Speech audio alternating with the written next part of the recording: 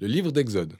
Dans la première vidéo, nous avons exploré les chapitres 1 à 18 qui relatent l'incontournable histoire de la libération des Israélites de l'esclavage et comment Dieu a confronté et vaincu Pharaon tout en permettant aux Israélites de survivre au moyen du sang de l'agneau de Pâques. Ainsi, Dieu libère son peuple en lui faisant traverser les flots de la mer, puis le conduit dans le désert où, étonnamment, ils grognent et se plaignent. La seconde moitié du livre d'Exode s'ouvre sur Moïse qui conduit Israël au pied du mont Sinaï, où Dieu invite la nation d'Israël à sceller une alliance avec lui. Ici, nous abordons un autre moment clé de l'histoire biblique, car cet épisode reprend et développe la promesse que Dieu a faite à Abraham. Rappelez-vous, dans l'histoire de Genèse, Dieu a promis qu'il rétablirait sa bénédiction sur toutes les nations par le canal de la famille d'Abraham.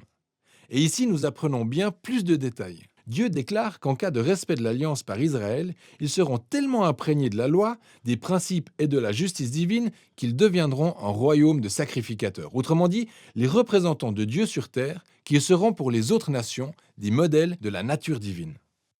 Le peuple d'Israël accepte cette proposition avec enthousiasme. C'est alors que la présence de Dieu se manifeste au sommet du mont Sinaï, sous forme de nuages, d'éclairs et de coups de tonnerre. Moïse y monte en tant que représentant du peuple. Et Dieu commence par établir les termes de base de l'alliance, les fameux 10 commandements. On pourrait les définir comme les termes de base de l'accord sur la relation entre Dieu et les Israélites. Ensuite, il y a une autre série de commandements qui détaillent davantage les 10 premiers. Ce sont des lois sur les pratiques religieuses d'Israël, la justice sociale, la vie en communauté, et tout ce qui ferait d'Israël une nation de justice et de générosité différente des autres. Moïse note toutes ces lois, puis les descend au peuple qui accepte de nouveau avec enthousiasme de sceller cette alliance avec Dieu. Et une fois cette étape bouclée, Dieu fait progresser la relation à un autre niveau. Il exprime donc à Moïse son désir de demeurer au milieu de son peuple Israël par sa divine présence empreinte de sa sainteté et de bonté, ce qui développe un autre aspect des promesses de l'alliance avec Dieu. Rappelez-vous qu'après la rébellion de l'humanité dans le jardin d'Éden, c'est justement l'accès à la présence de Dieu qui était perdu. Mais maintenant, par le biais de la famille d'Abraham, la présence de Dieu devient à nouveau accessible. D'abord pour Israël, au moyen de cette relation d'alliance, et par la suite pour toutes les nations. Nous arrivons ensuite à 7 chapitres décrivant en détail les plans architecturaux de cette tente sacrée appelée tabernacle. Elle comporte une cour extérieure avec un autel, et en son centre se trouve une autre tente comportant une chambre extérieure et une chambre intérieure. Dans la chambre intérieure, qu'on appelle le lieu très saint, se trouve une boîte en or appelée l'Arche de l'Alliance, qui est surmontée de 2 créatures angéliques. C'est le point d'accès à la présence de Dieu.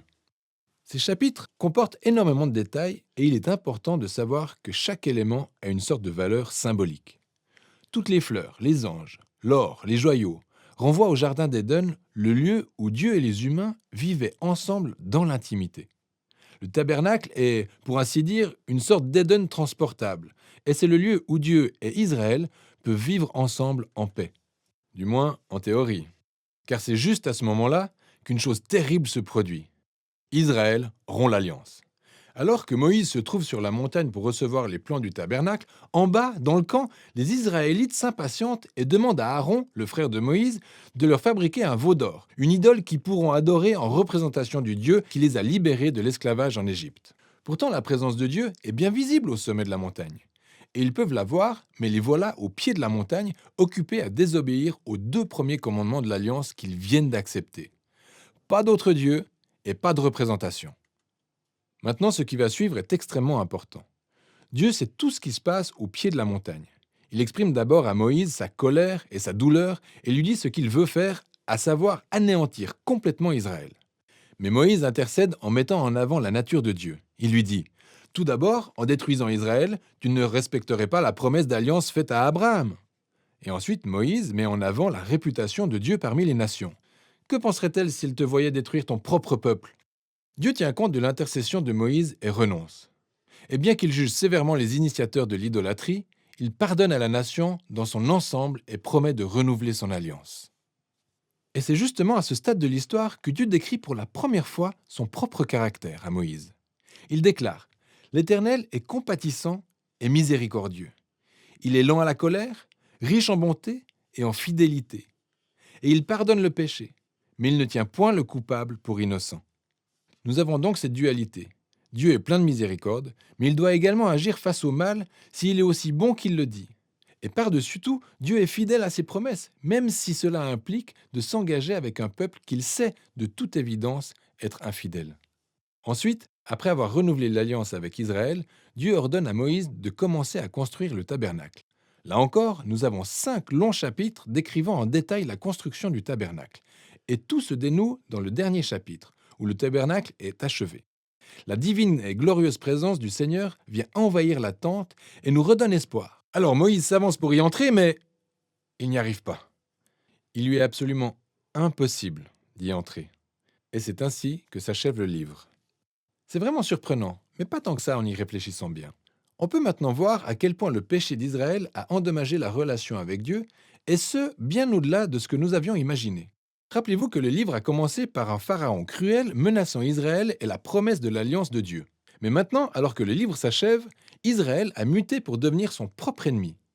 Et c'est son propre péché qui menace l'avenir de l'alliance. Le livre s'achève donc sur la question suivante. Comment Dieu va-t-il résoudre ce conflit entre sa sainteté et la bonté que requiert sa présence avec l'iniquité et la corruption d'un peuple devenu le sien par alliance? La solution à ce problème est le sujet du livre suivant. Mais, pour l'instant, nous avons fini avec le livre d'Exode.